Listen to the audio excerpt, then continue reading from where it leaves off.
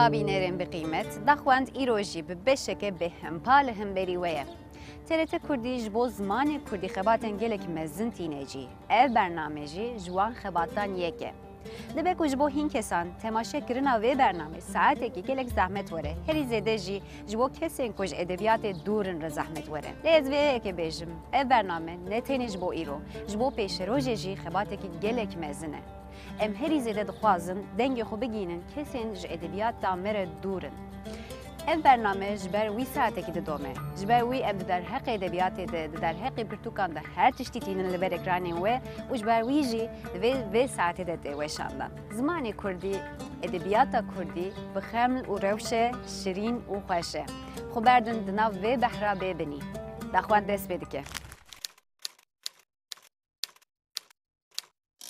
جبو میوان می ایرو رد بیجن جمرو بن بچوک چیروکن مزن دردخه بله ممت دیجله ایرو بمره پیشی تو بخیراتی سپاس ناخیره ده گلک سپاس من در حقی لیکولین کرلی گلک زحمت اکم روفتشتک ببینه جبر وجه از دخوازم من چیروکات بجیانات دست ببکن چکش مرا بحث بکن يعني بحث كرنا هري دجوار باور ما بكم روف بحث أخوك يعني اش ديار بكر مش حاضر روي ما نافچه ديار بكر لو داري از مازم بوم حتی نی 19-20 سالی آخه از لوی جیام باشه زانیگه استانبوله بشه جغرافیه قازانش کرو ازاتم استانبوله لور درام زانیگه خان دورا تمنی من هم آبه لور درا درباس بود تاکو از بوم ماموسته دورا دیس ازی چون دیار بکر 2 سال الفارقی نیما لوی داریم ماموسته تیکر دیس از زوریم استانبوله نهال استانبول دیجیم زوجان دیمه و کچک من هی چند سالیه 4 سالیه ناوی رونیا زین دیجیانات ده هنی کسی که اشترا چیروک تو کت وقتی تو بی کسی که صاحبو کو باندور نهاجل سرته هیه راستی جیانم پرانی الحضره در واسبو وجبر ویازی از خب سعود ده حسبین میانی بشانس جبر نویسکاری از خب شانس ده حسبینم جبر که چافکانی نویسکاری من او داره مثلا ده چیروک خدا من درک آوا کریه درک خیالی اسوس زمت پرسن که داره چیه واتهوی چیه اسوس دبه که هر دربه و به تایبازی حضروه د جواکا کردان دا و گوتن خادی جیه کی پر گرینگه و گوتن گلکه کی ود بشه کسی که ود بجن گلکن دو سری وانا دا مسئله دنگ بجه هیه وش بلیوی مسئله گاوا کم کورتر بکن مسئله ویژه دفکی کوچ افغانی ویا کیه کینه کالو پیرن محقق ایت کسی که صاحبو محقق هبو و سری دا اسکارم ناوی پیراهو ببیشم دیامن کش بوم را هنجی چافکانیه کی گلک مزنه و هر جارا کت جرا دبیجی جمرا خالا بری بکه یعنی جوی ذوق اکبر مزن دستینه شغال کرنه ذوق اکبر مزن دستینه شغال کرنه وان مسئله وان چیروکا و هر جاری گاوا گدوی خوبت که محقق مروا شاشت که تبی بری مچاو ویتشتیانی نبیستو افتشتی هبو شاشت مینی و حیران مینی و از ویا کارم ببیجم مثلا او و گله کسی نوکوی گر خواندن و نویساندن آن هبیا یعنی گر جوا کامده چانده کی نویساندن هبیا مروفا بنویسانده یعنی دماکو لروسیه لفرانسا لانگلتره رومان دهات نویساندن و چانده لبامزی هاتوی آفراندن یعنی او چیزی که همجرد بین مدرنیزم در باس قناغ مدرنیزم ببونا هبه ببونا نویسکار انگلک مازن وکو پیراتیجی بساوی یعنی از فیا ایدئات کم که انا به نوین وی و ین گلک کسین وکی وی و ین کالین دنجی به لیتراتور جهانی دا نوی آن هاتوی نویساندن رمان وان نها جهانی دا و باعتانا زانین لیم بخوابن وصل نبو و افزیج بو امرا بو چافکانی یعنی افزیج بو امرا بو دردکی که چما نبو و چیروک بوانا چون دچن هنجی دچن درد من مازن شخو دست پیکا نویسکاریا من چیروکا نویسکاریا من جی اف بو یعنی کوان تشتا دوید نه هاتانش بیکرن بیت چه دست بکر چیروکا یعنی من زانیگه دا دست پیکر سال دست پیکا 10,000 یوان دا سکارم ببیجم ku ji mira bû destpêka nivîskariyê. Belê. Di nav van çîrokan de çîroka ku pîra te ji te re behs kiribû heye? Gelekin. Gelekin. Yani gelekin. Belê. Yani mesela çîroka sala kulê yani wî ji mira qal kiribû û ez gelek bandor li min kiribû yani dema ku qal kiribû yani ne ku derdek min ê îdayek min ê an bîrek min e wek nivîskariyê hebû. Yani ez ferqa vê tiştê de nebûm ku sibêro ez ê bibim nivîskar û vê çîrokê vê ji min re pêwîst be hewce be. Hemû de Wisa şêdê de bu lê cî dibîne girtin. heşê min de wî cî girt. Yani ev atmosfera ku wî afran mesela duê derê de kesên ku vê çîrokê xwandibin dîtine û mesela mirovên ku dikin bin sergoyan yani mijara got li ser peyva sala kulê em çûn got sala kulê çi bû? Çi ye sala kulê yani her tim dibêjin sala kulê ewa sala kulê ewa biyevek bivêj di civaka me de di çanda me de got sala kulê eştara bibêjim çi bû got bibêje çi bû got mirovên qamê wan piçûk hebûn Wek me.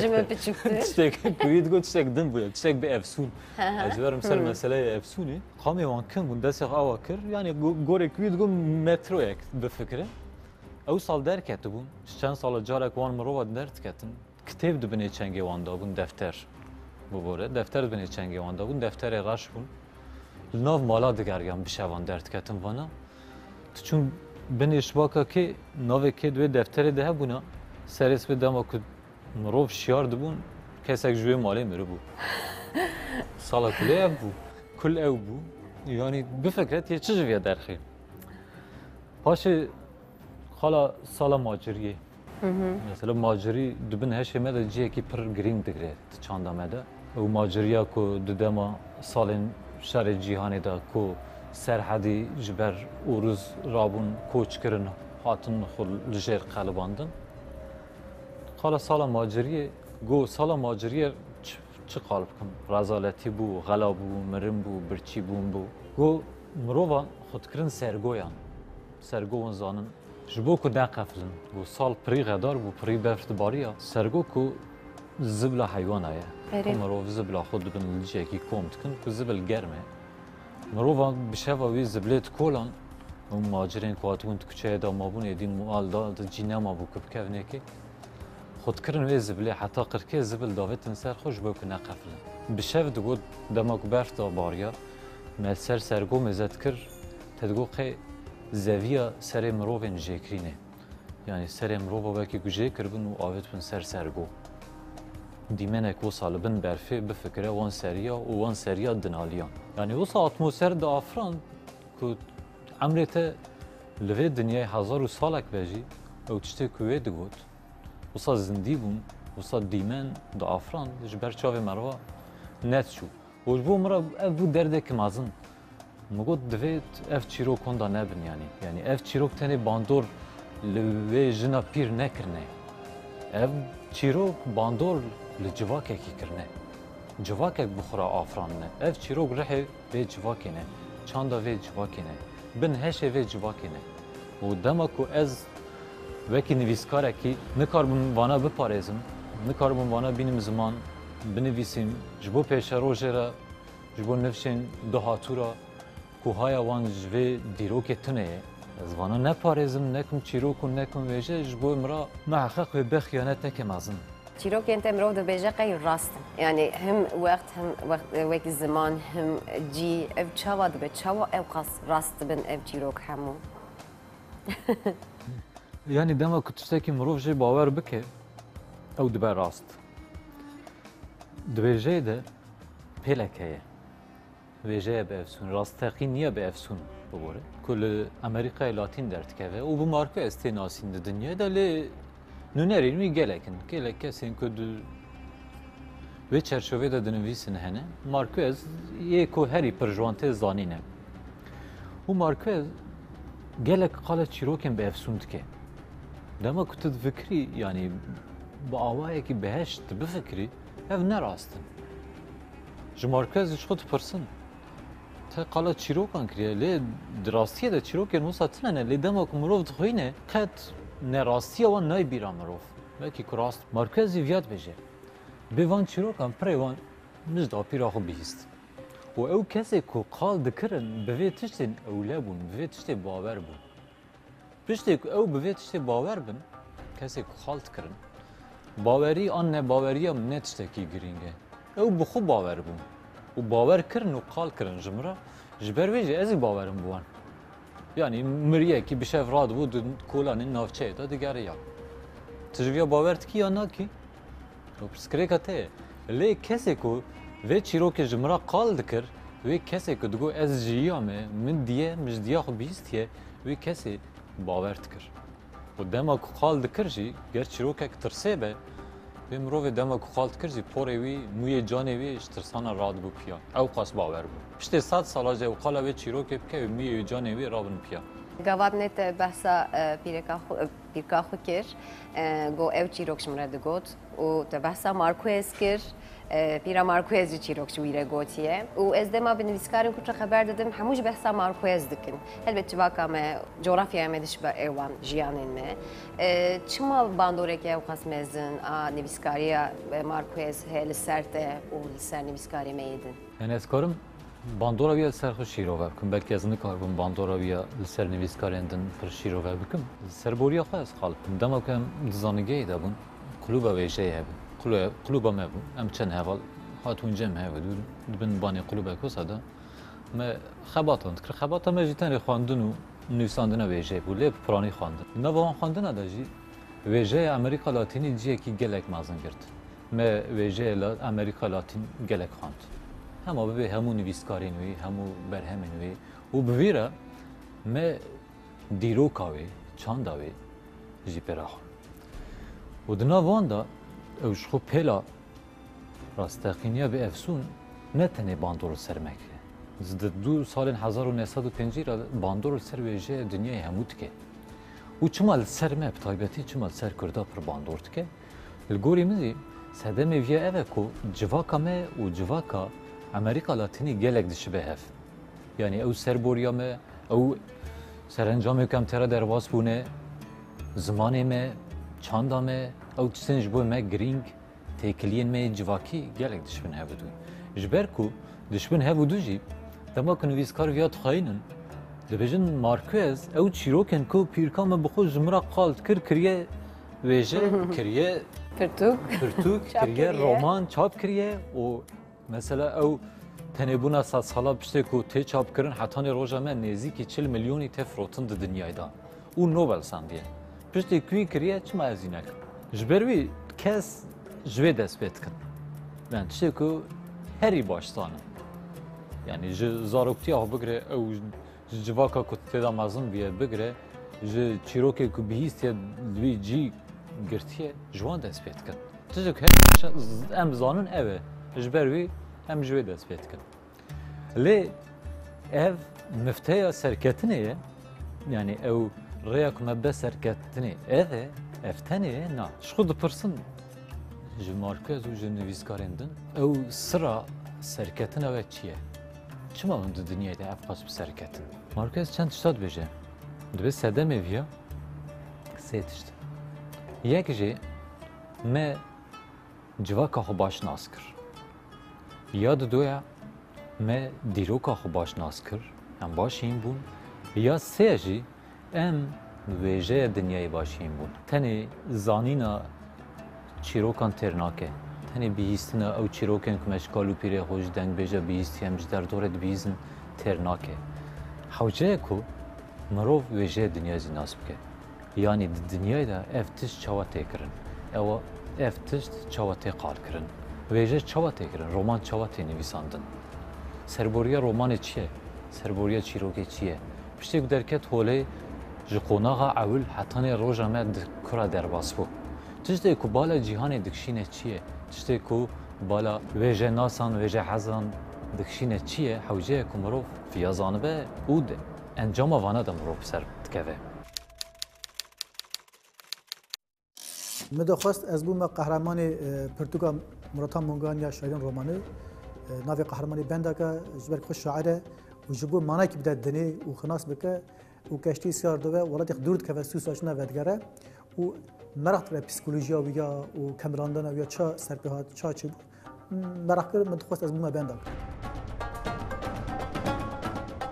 براستی رمان وسا کتاب وسا مخواسته از بنویسم گلکن یا یکمین مرهم اورهان پاموک کاراکتر ها دویمین یا yüzyıllık yalnızlık ya Gar Marquez ya siyemîn jî tutunameyanlara Oğuz Atay Kurdî jî me dixwast me mûzîn nibin lîsya wisa Ez heman demê de gelek pirtûka dixwînim wek deh pirtûka hinek helbestin hinek çîrokin hinek roman û hinek duvedirî sermasê sûbû bixwînim hinek jî dema qerex dikim û çanteyê me de ez digerim wisa dixwînim ya dawî sermasa min یا پرویز جهانی احمدی خانی شروع کردن ویه درمان مقدان داوی یا یونس رولو جوانمرد کلک اتوبیس کتاب آنها رمان اسمه دا نزانین یا میلان کندره و یا داوی هلبست مخون ریناس جیان دیشیا ام بحثا اسوس بکن اسوس هم جیه که هم نینه هم زمانه که هم نینه ev dikarin ji bo wê bêjin ev bin hişêteye an ev ciyekî çawa ava bû ciyek te nû ava kir ku ciyekî wisa tune bû behsa asûsê bike ji me re. Ev tişt ji xwe dibêje de ne keşfa min e. Yani her wekî Macondo ku Marquez nivîsandiye, her wekî Jefferson ku Faulkner nivîsandiye. Yani wekî din jî mînakî wî hene dibêje de ciyekî xeyalî ku di rastiye de tune ye. Lê gava ku tu dinêre jî dibe ku her cî be jî. Çawa ku dibe hezro be jî her wiha farqîne, her wiha nisêbîne, her wiha çem divêre derbas dibe, kolike, her wiha dibe ku gever be, her wiha dibe ku tetwan be. Dema ku min tenê bigotin hezro, an me bigota farqîn, an me bigota nisêbîn, ev dibû tiştekî taybet. Êdî nav lê dihat kirin. Di serê xwenda da, xwendevanan da tablo diyar dibû. Leşek ku çûbûna nisêbînê, çûbûna farqînê, çûbûna hezroya an li jî wêneyek ji xwe serî wî de çê dibe. û tiştek ku min xal bikira, wê bikir te di wî wêneyê de bi cî bikirana. Wê bidiyana ku li hev nabe. Di wê derê de jî wê hevkêşe pêk nehata. Ji ber wê mixwast ez çi bikim? Mixwast ku ez tiştekî xeyalî biafirînim. Ji ber wî dema kesê ku xwend dibe ku ew çawa şîrove bike bi rawsa be. Wek be min got qeyser hede. Yani kî li ku derê dizane kî dixwaze çawa şîrove bike, çi nav lê bike bire ew be. û her wiha dibe ku tu ciyek jî nebe. Yani ciyekî taybetê me be. Mesela ez bixwazim îstasyonekî trênê li wê derê çêkim. Li hezroyê tune bû. Dema ku ez xalet çîrokê hezroyê bikim, êjma bin ku trên hezroyê re derbas nabe. An ez dixwazim çemekî di wê de derbas bikim. An ez dixwazim bûyerekî ku min ji hevalekî xwe bihîstiye hevalekî serhedê, ji navçeyekî serhedê, ez dixwazim li Asûsê derbas bikim. Bikim çîrokekî Asûsê. Ji ber wî yani hinek azadiye jî Asûs ji bo min. Loma me Asûsê li bijart. Zaman jî li vê derê evke yani bê sînore. Tu behsa evka jî dikî dewrekî feodal, paşê dewrekî modern. Yani em dikarin nav her yani ez nikarim her se kitap wek zaman ji hev cudatır bikim. Di çî û tê zaman jî ne diyare. Ne wisa? Yani zamanekî diyar ji xwe tune. O çîrok dibe ku di zemanek de derbas bin. Lê kîjin zaman? Kîjin dem? Mesela ew ku di çi çax derbas dibe? Kela na divê pirtûkê de çîroka yekem. Sala kulê. Sala kulê. Sala kulê di salên 1915 de derbas bin. Yani salê maciriyê de salê şerên cîhanê yê yekemîn da ku şer diqewme û rizberjêr tê û serhedî koç dikin dibin macir, duan sala da diqewme. Yani beriya 100 sala. Di pirtûka te ya yekemîn Asûsê, paşê nara û tatê. Di Asûsê de İstanbul heye, narayê de jî ciyên cuda heye lê ta tenê Asûsê yani wê derê derbas dibe.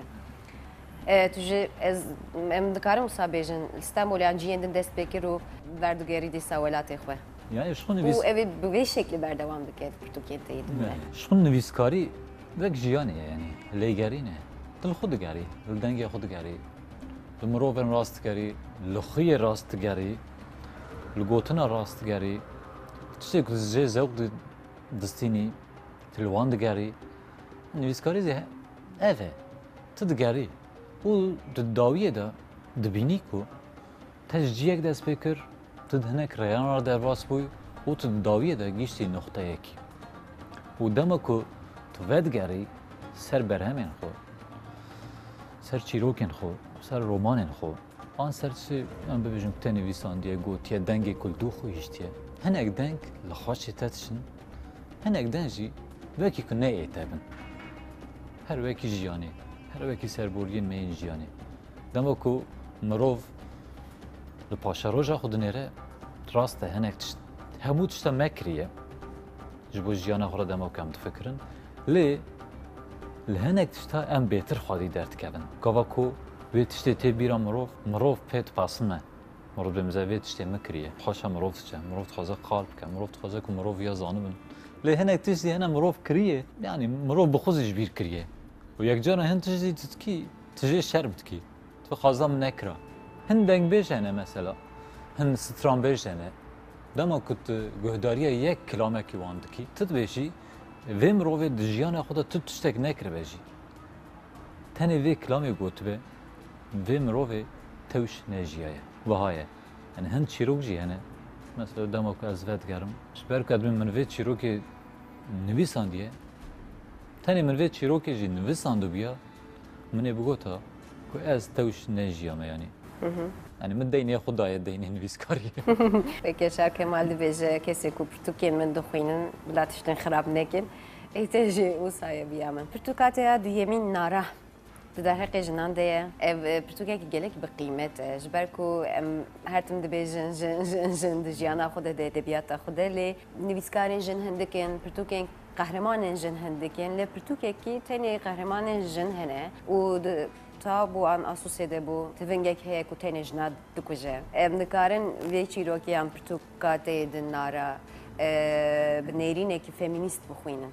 شغل گوری من دما که مروف بجی دبی مروف جه نیرینه فمینیست به پار نبه هر تم لجیانی باوره کی فمینیست مروف بنیره و هر تم yani feminist که دبیجم بچاوی جناب نره من نه حوجه معروف تیگه این قراصت کار بینه لجیانی حوجه که مروف بچاوی جناب نره دما که مروف بچاوی جنا نری جبو میره کرد دبیجم تشتین کمرین در دورا مروف نبینن جی مروف دبینه çünkü her cinsiyetek nêrîne ke yani ez bawerim ku di her şertî de jin nikare wekî mêr binêre li jiyanê La ne nere jî? ne nêre jî hewce zî nake nikare jî mêr jî nikare bi çavê jinê binêre li jiyanê bi ew çavên xweşiyê ew an di hin şertan da ew bi çavê trajîk nikare binêre û jin zî nikare bi çavê mêra binêre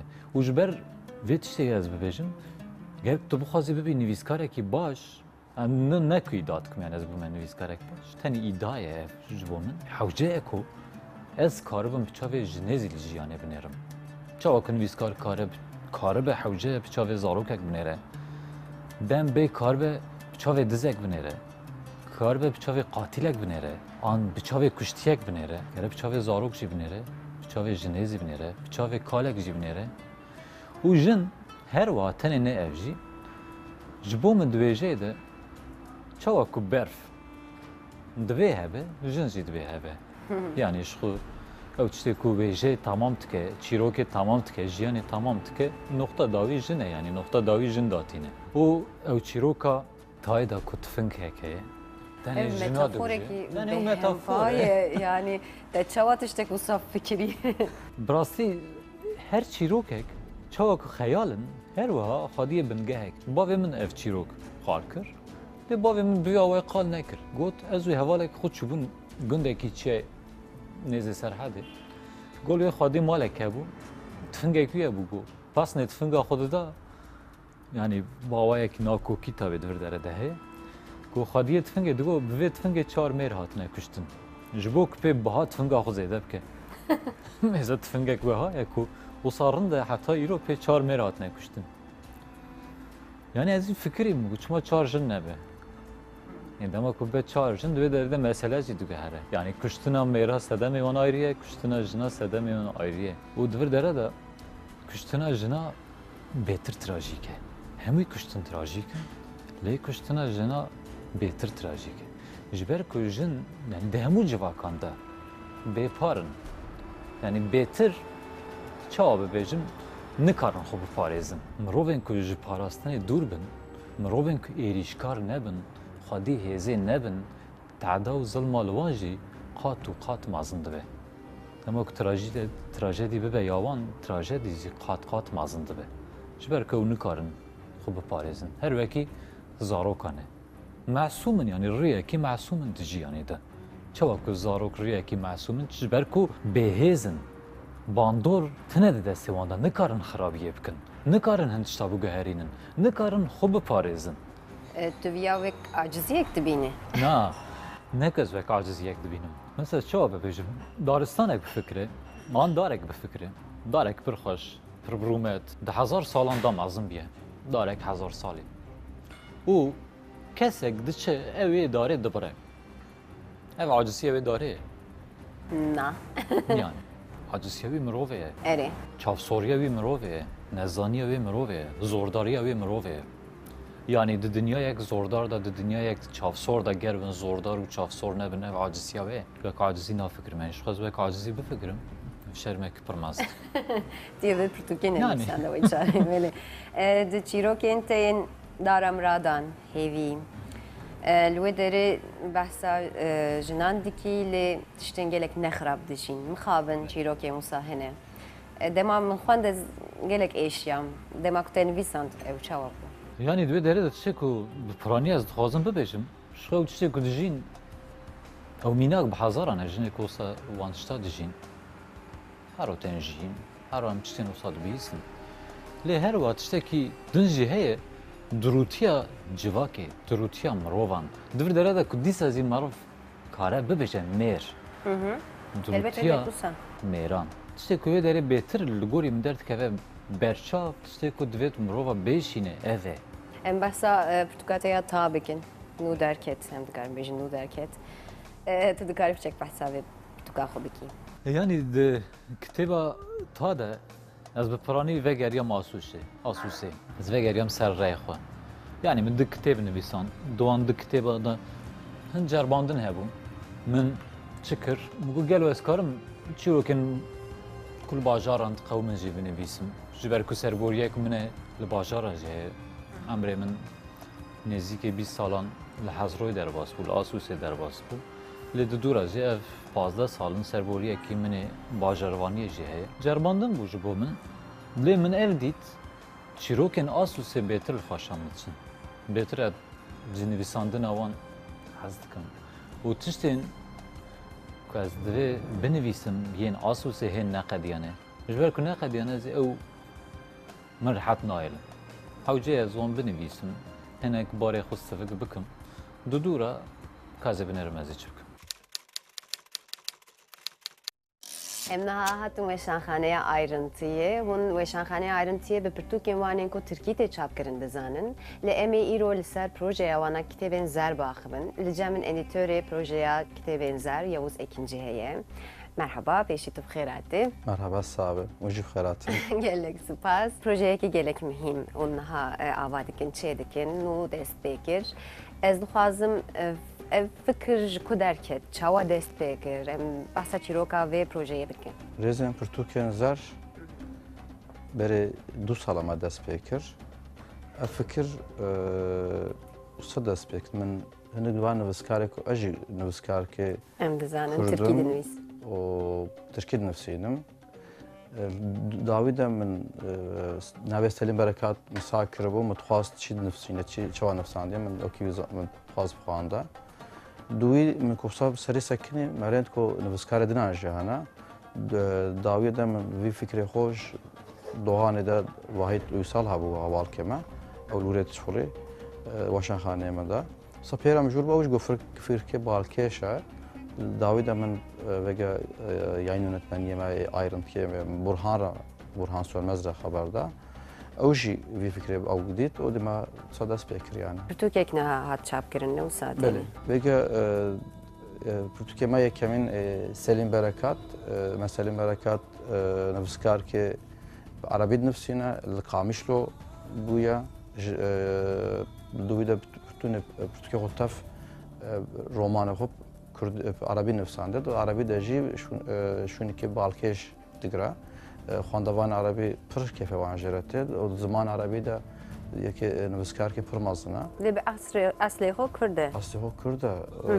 شوم یعنی اصلی خو کرده. و رمان ویده پرتوکی ویده جیان کرده و چیروک کردن پاسوانت که یعنی. ایدیم پرتوکی ما یکمین نیویچه و ما ویده بو ورگره ما ج عربی که ورگران کردی جاندوست ورگران جاندوست شوب کردی نفسینه نویسکار که پردر واشه او ورگراند و ج عربی ورگراند نویجی عثمان تونچ ورگراند عثمان تونچ شو کاریوی سر ورگر زافه یا عثمان تونچ ج عربی ورگراند ترکی اری دیدی پرتوکی ما کمین درکت و هم حاضریه پرتوکی دویمین کنه. پرتوکا دویمین هن حال سرد خبتن او یاکیه. پرتوکی دویمین شرکو فتحها آلمانی نفسینا و نوی پرتوکی ویژه لولاتن سینور کارم ورگرین کرده. ام آلمانیش ام گرازند شرکو فتح ادبیات آلمانی ده پرشون که بالکه جوت که هی نو خورده جذاب اونینا. پرتوکی کمین ابیکم ورگاری نجید سال 2004 درکتیه و این سال جی شرکو فتح دو هفت خالات پرمازن استان وی پرتوکی کو ورگراندن جی آلمان eleştirmenler ödülü standı bu. ورگره مای شرکو فتح کو ج آلمانی ورگرین کردی حسین دوزان بر حسین دوزان مجرو ناسکن پرتوکین محمد uzun ج کردی ورگراند bu آلمانی yani beriyam ev ورگره kom çetkin em seri zavtekin o j Almanya Türkiye sevinç altın çekici. Bu Portugal ligor çehildi bijerin yani kriterim ve çine. Kriterim ayım yekemin ben bilir Portuk jbale edebiyat eva pır mazlum pır grand pır bajba. Yani en kriterim ay okemay yekemin eva. Geleke Portuk yani jbale edebiyatı bilim yani edebiyat ki bilimden fazla. دویدش خوب اویکم دوان اوت کنجی نویسکارن کو کردن و زمان که دن نفسینن işte جوان کیجان زمان نفسان بنام گوریوان سعود کیجان زمانان اونه پرتوکان چاپ بکن عربی آلمانی وگه اویکم اوانو کریه ج عربی ج آلمانی ج فرانسزی فارسی ج یونانی انگلیزی روسی ارمنی Hollandi Savega seri sekirim. Ben nezin da pazda nüskarım ve gibi.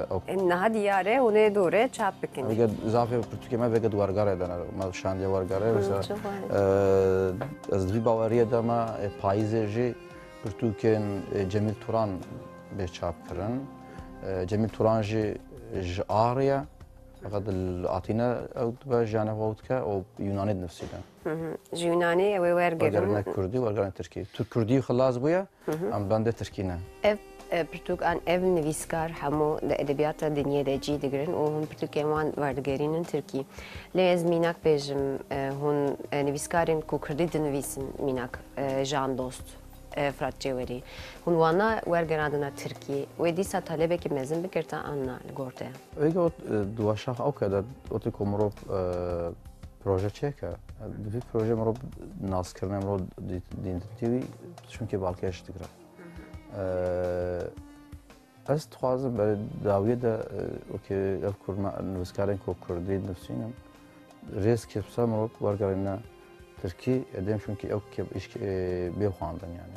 Yani fikrekte bu sadece heye. Fikrekte sadece berwî min vege em neb ayrıntı weşaxanekê dir weşaxan mecbur bûye jî haziriyê jî me pir kiriye belkî salan dest pê bikin yani. Yani ev berwî me nivîskara jî xeber daye wê ku werger şêkê ji me xeber daye salê wekî sê pirtûk derin ev wekî bêm rêzên pirtûkên Kurdî navê wî wisa derê divir de bê xwandin çimkî wekî ku vê pirtûk ku te derxist pirtûk ku te çap kir ji bo çapkirin tenê ne têr nake ji ber wî gelek tu wî pirtûkê gihînê xwandevan e ji bo ku xwandevan zamin ev pirtûk heye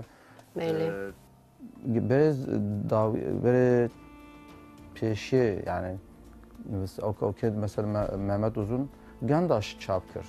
Gandaş bu Mehmet Uzun pır şkolu o xandavanê Kurd jî tirek jî Mehmet Uzun xwandin yani. Yani sabû ku Mehmet Uzun dawî ew kede wî da ew kede pirtûkê wî en zavdatna firotan yani. Zavdatna xwandan yani. Ji ber ku wê gewset xwe ez vî bawerê dime pirtûkên Baxtiyar Alî, Jan Dost, Ata Nihayê, Ferhat Pîrbal, Mehmet Şarman bên wergerandin xwandevanê tirek jî bixwînin. Xwandevanê janê jî van bixwînin çünkü romanê pir de balkê jî nivîsînin yani. Ez dixwazim yekê jî bipirsim. Gelek weşanxaneyên ku Kurdî pirtûk çap dikin heye. Çima te ayrıntî re vê projeyê bi wan re xeber da û li vê derê hat çapkirin? Vêg ev rêzê hanê weşanxanê Kurd re jî xeber da. Yani ne ku ji bo kombarê ew kine. Yani mesela Avesta Abdullah ji bo vî rêzê pir ji me re bû alîkarî. Ji rojê berê ve jî bi me re hevalkemê kêfê zav ji Abdullah re jî karê wî jî kareke pir delal jî dike. Weşanxaneyek gelek mühim e edebiyata Weşanxane Kurdî de. gelek mühim e. Duwî de weşanxanê Lîs, Şener, Kawa û Lal ew jî hevalê min ê wan re xeber din serê mijûl dibin. Duwî de weşanxaneyên Nûbiharê, Süleyman, Ayhan wan re jî bi xeber da. Wan nas dikim, navberê me jî pir xweş e wan re jî. Ev vî rêzê me dixwast ev rêz ku Avesta çêkin sadece xwandevanê Kurd wî te ew dikin. Fakat derê ayrıntıyê hem xwandevanê Tirk jî pirtûkê wan dixwînin hem xwandevanê Kurd jî pirtûkê wan dixwînin. Ji bo ew kê ayrıntıyê dîmezin ji ber ku vî rêzê bi de nas kirin serî pişxula, serî sekine. Ji ber wî de ji belekirinê wî de ew bû. Ji ber wî me ayrıntıyê çêkir ew tir bû ji me re yani. Hem dixwazin ev pirtûkê henin hem xwandevanê Kurd dixwînin hem xwandevanê Tirk dixwînin yani. Em dikarin ji bo projeya ya kitêbên zer bêjin edebiyata sürgüniyê. Pirtûkên wisa cî digire. Em behsa edebiyata sürgüniyê bikin ku di edebiyata Kurdî de ciyekî gelek mezin digire jiyana me wisayê ji xwe. Edebiyatê sürgünê parekî têre vî rêzê nake. Helbet bi tena serê xwe nake. Ev rêz ev rêz ziman jî xal sürgün dibe. Yani xal zimanê xwe sürgün dibe. Yani ziman yani welatê mirov zimanê mirov ye. Yani welat ne ku arda bawerê te ne ku ez ard olarak welat nabînim. Welatê mirov zimanê mirov ye. Ev nivîskarê ku em di rêzên pirtûkên zer de manav dikin ji zimanê xwe jî ew bûne, sürgün bûne. Ew kême de jî mesela ku em ev rêz em vir de ew kêdin pirtûkên zer sloganê me jî seriya ew ku ew nivîskarên ku ji zimanê xwe sürgün bûne. Ev nivîskarê ku ji zimanê xwe sürgün bûne û ew kê Kurdî birine zimanê dinan û wî zimanê ku nivîsînin pir tê naskirin Ev slogana wê ye. Ev slogana Wê derê ez ya ji bo wergerên Kurdî û Tirkî yên pirtûkên nivîskarên Kurd yên ku ji zimanê xwe hatine nefîkirin û dewlemendiya Kurdî veguhastîne zimanên dî û nel axa lê hatine dinyayê lê li welatên dî û zimanên dî de navber bûne. Pirtûkên zer. Sloganê me vî rêzê yani. Em hem Kurdî jî serê pirtûkên Kurda ew heye Tirkiyê jî Tirkiyê wî heye yani. Weşanxaneyên Kurd çawa dibînin di edebiyata Kurdî de gavatnê te behs kir aliyê çapkirin û aliyê belavkirinê de kêmasiyê me hene. Ya weşanxane Kurd hem ji bo aborî ve îşevan zor e û ji bo belekirinê ve jî tu ew tune ye.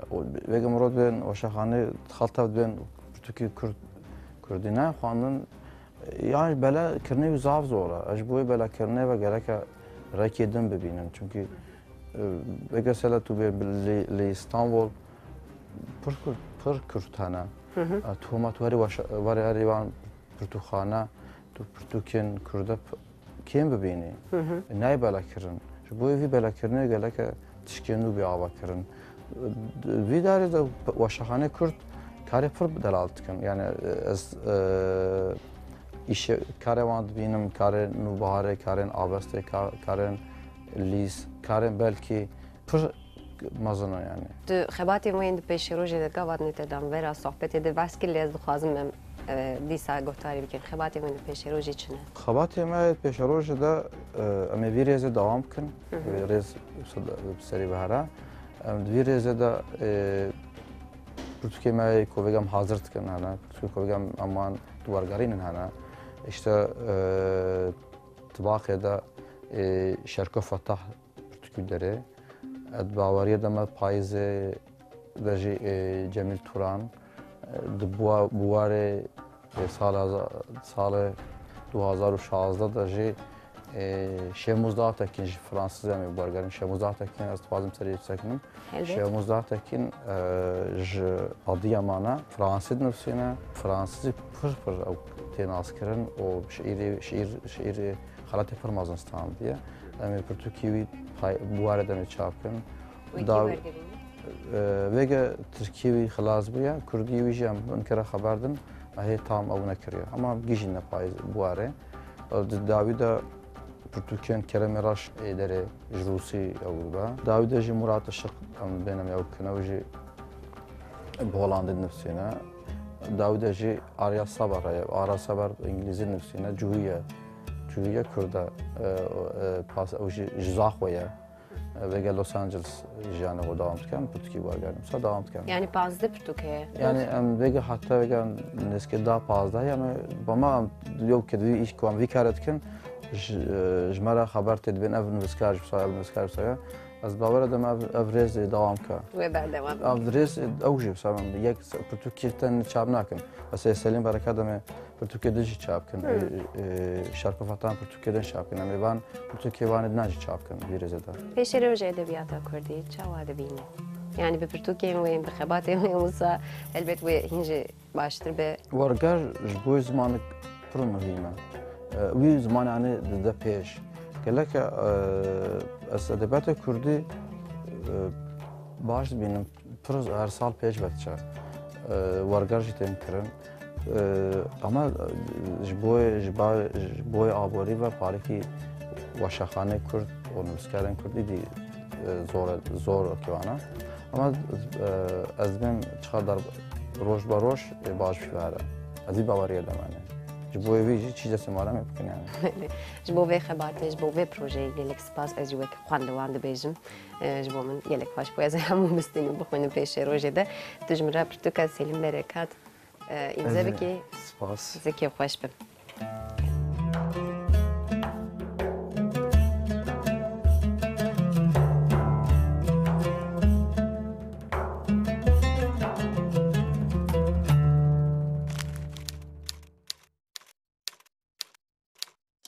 gerek çîrok dixwîne çîrokên Kurda ku dinivîsin di nav edebiyata dinyê de li ku derê disekine an Tirkiyê ji ber ku çîrokên me yanî di behsa ew kir Marquez jiyana wan dîroka me jî gelekî dîrokekî dewlemend e çanda me jî wisa ye wek li gor ew çand û dîrokê çîrok tên nivîsandin Yani bi rastî demek marû ve serkeftin mesela serkeftina piçekberî Latin Amerika me qal kir di dinyayê de serkeftin tesadüfî ninin yani. Yani ji bo serkeftina ra bingeh pêwîstin, bingehên pir xurt. Ji ber ku wêjeyê dinyayê pir mezin e, behreke pir mezin e. û di vir dere de nav vê behra mezin de ji bo ku tu serkeftinek bi dest bixî, ji ber ku ji bo ku tu ciyek ji xwe ra biafirînî ava bikî, ked û xebatek pir mezin hewceye. Lê di vir dere de tenê ne ked û xebata nivîskar. Yani nivîskar di vir dere de ked û xebat dide. Lê tenê ew bixuzî têr nake. Çünkü her tişt gerîdayê hevûdû ye. Tu gerîdayê civakê. Yani yekcaran ew çerxa giştiya civakê dema ku dizivire ew çerx bi xwe nivîskar tîne ciyek. Ji ber wî yani di civaka Kurdî de civaka Kurdan de dezavantaj gelekin. Yani civakekî ku wek millet, ku wek serxebûn devlet çi navlêdikî bike di nav cihanê de heta îro ji xwe re cî negirtibe bi wêjeyê zî bawayekî tesadüfî zû bi zû nikare ji xwe re cî bigire. Ev dişibe çi? Mesela yekcaran mêrîcanên fîlma, festîvalên fîlma çêdibin ew milletên hatine çêwsandin ku zilm li wan hatine kirin di wan festîvalan de tiştek wiha heye filmê wan ciyekî girîngtir digirin. Yani çima Veki kujwana torpil peykirin. Pozitif ayrımcılık. Pozitif Bizim Türkiye. letine. Yani Türkiye pozitif ayrımcılık jete gotin. Jber ku dibin wan de derfetin pir zor da de derfetin pir dijwar da van tiştekirne. Jber wî ev birûmete rast e. Ev birûmete lê ev tena serê xwe têr nake. Divê mirov realîst be. Yani mirov ciyê xwe zanibe. Öyle. Dema ku mirov ciyê xwe zanibe, mirovê bê ciyên mezintir. Lê dema ku tu ciyê xwe nizanibî, bi sê pirtûkan, an bi sed pirtûkan, an bi hezar pirtûkan, mirov zû bi zû dibêje ciyanê de cî nagire. Ked û xebatekî pir mezin hewce. û ji bo mira li gorî min hêne min destpêkê tane. Paşê roja. Em neynê ciyekî baş bibû ez gotina Ez te dixwazim em behsa wî bikim. Paşê roja edebiyata Kurdî zehmet bû, tu pêşê rojê şewa Pêşeroj bihêvî ye.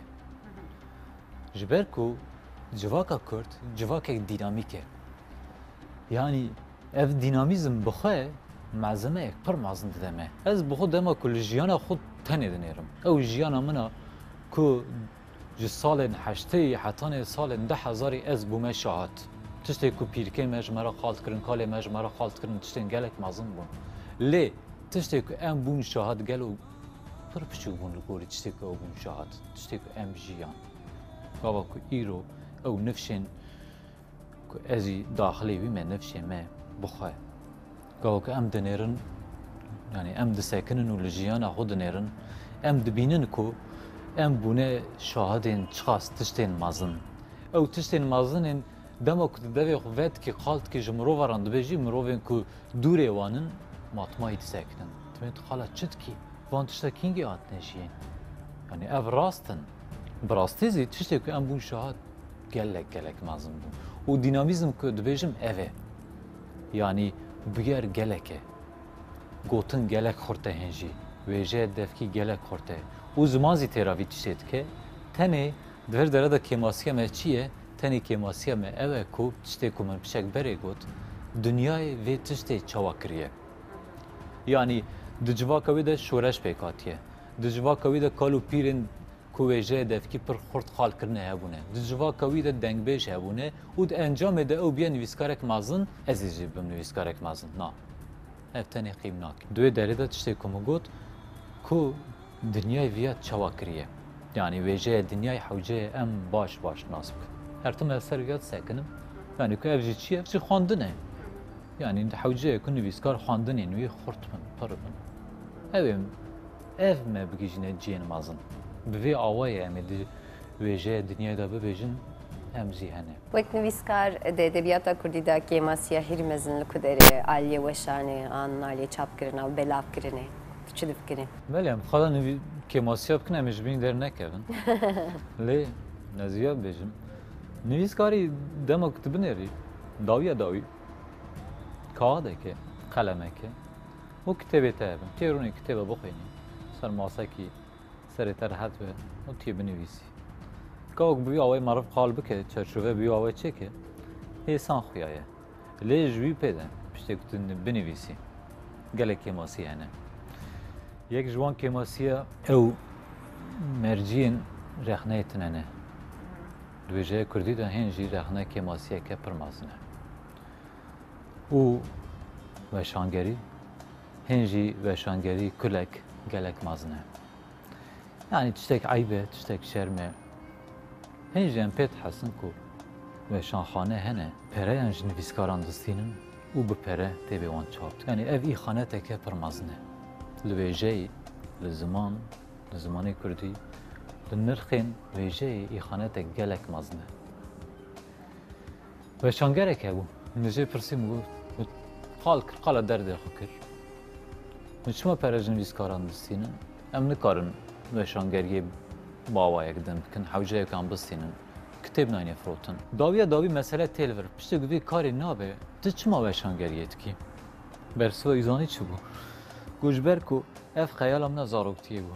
Pirsgirêka herî mezin ew e ku xwendevan tune ne. Yani ji bo pêşerojê re gelek nivîskar hene ku vê pirsê ji xwe dipirsin. Ez ê çima binivîsim. Yani bîrekî bêbiniyê tu ser wê bîrê xwar dibî û diqîrî çîrokê dibêjî dengê te dikeve vala yek diçe. بحثا خباتن تیم پیش روزه بکن گوارنت بحثا رمان آخو کش اودی سال اسوسه در باس به امل بندار رمانی کی بن آن توی دیسا چیروکک بنویسی بکرد اسیج مره بیشه. Yani ve navberi de az baver nakim ku dosya ek çirok ez bidim yaşandın. Ez ser roman ek nehat xaptım le karımın zor he. Yani jber ku dijyanê de hem tiş hene peşîl nivîskariye digirin ku hişê merva tiştê din ra mijûl bibe. Her wiha jiyana malbatî, her wiha zarok. اری Karê mirova gelek dijwar dikin. Bi rastî karê min zînek zor e divê aliyê de. Zû de min dest pê kiriye.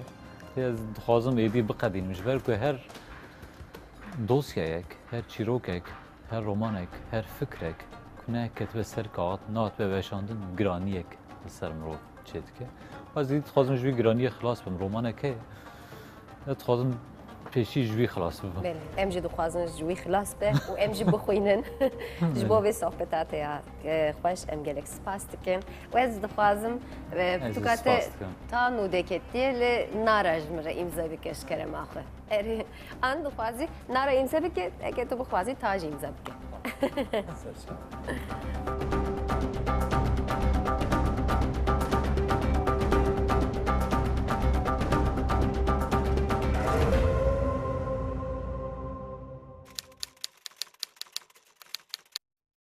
ایرو لیستکوان سلما جواک هلبست فقیه تیران ای دلبری اوج مره بخوینه.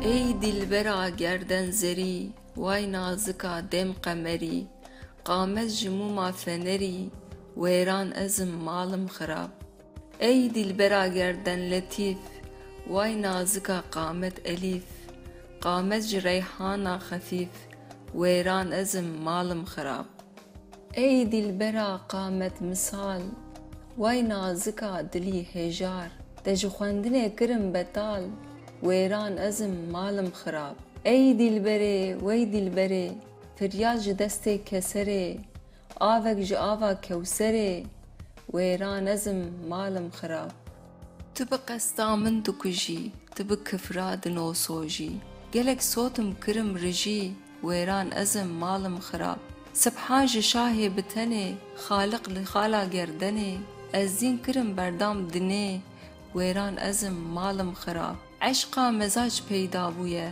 ایرو لمن دجوار بویه هیوی دکم حقیقیه ویران ازم مالم خراب ای دلبرا گردن زراف دم شوشیه تجی گلاف ای دخترا بجنا زراف ویران ازم مالم خراب چاوان کویلتینی بمسته او چند یا مصری بدسته لکشتنا من تبقسته ویران ازم مالم خراب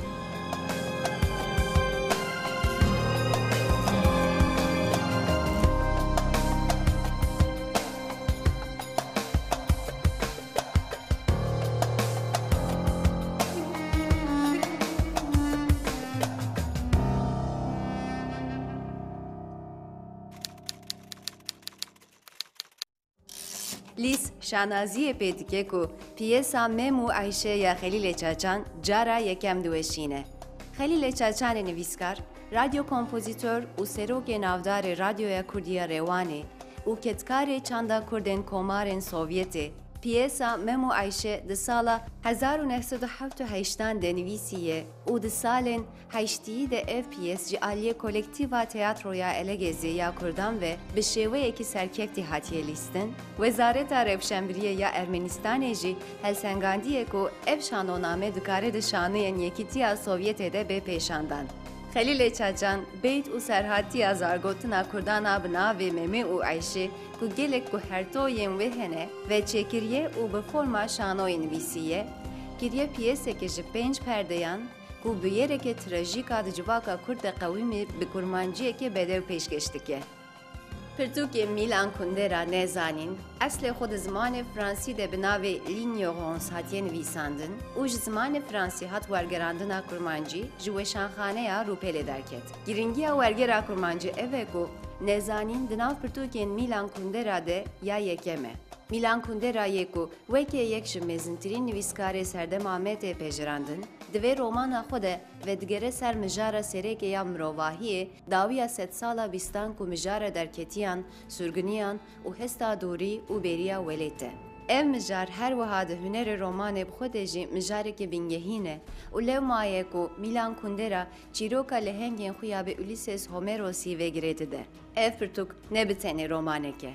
Her wiha çîroka mirovahiyê bi xwe ye jî ku ji talan û şerran hatiye û pey xwe de dûrî û berî û biyanîbûna mirovî hiştiye. Piştî sivîkiya hebûnê û nasnameyê, Milan Kundera bi nezanînê ve xwendewanên xwe carekê din jî dibe nava mirovê serdema me û hewl dide ku wî fehm bike. Bi zîrekiya ravekirin û vêgotinê ve, Kundera her wiha derseke romana baş jî dide. Pirtûkê Cemîl Sayîp dixew de ku ji soranî bo kurmancî ji aliyê Ziya Avcı ve hat wergerandin, ji weşanxaneya Avesta derket. Koleksiyona dest ku armanca wê bêlavkirin û hêsanîkirina xwendina Kurdî ye û ji tekstên avantgard pêşeng pêktî bi yekem pexşana Kurdî soranî dest pê dike. Di nav kültûrek ku nazmên wê yên modern bi giştî li ser şiyarkirina milletin, dibe ku paradoksek be ku di yekem nesra wê de behsa xewê bêkirin. Lê ne ev tenê ye. Tarîxa moderna Kurdan heta vêga hî ji diriya çêkirina desthilateke kurdewarî de derbas bû û yek ji van hewldanên herî giring tevgera Şêx Mehmûd. Pirtûka ku em ê pêşniyarî wê bikin, pirtûkê Şêrzad Hesen me ye. Em beşek ji çîroka me ji were bixwînin, biryara xwe hûn bidin. Nabêjim xaniyê xwe, niha ji vê xweya hanê pir acizim. Çiqasî jê bi nefretim. Eger bikarim, wê di zimanê Kurdî de nahêlim û davêjim. Bila ew û sedemê afirandina wê jî hilweşin. Guh bide mêrekî, dema dibêje xaniyê min, otomobîla min, jina min, tivinga min, kerê min, pêleva min, guh bide van hemû minên tel çiqasî bêçêjin.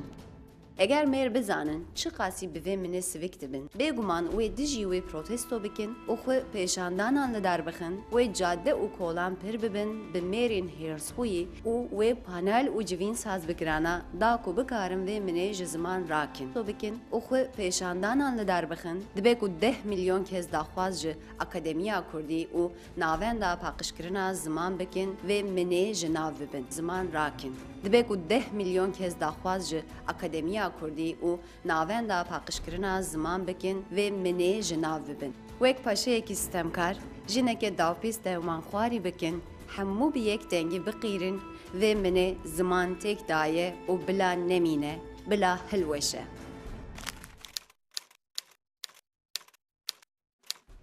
Mirovek ji çarasî emrê xwe bi xwandinê derbas bike, miheqex dibe mirovekî bi namus gotiye dîdero.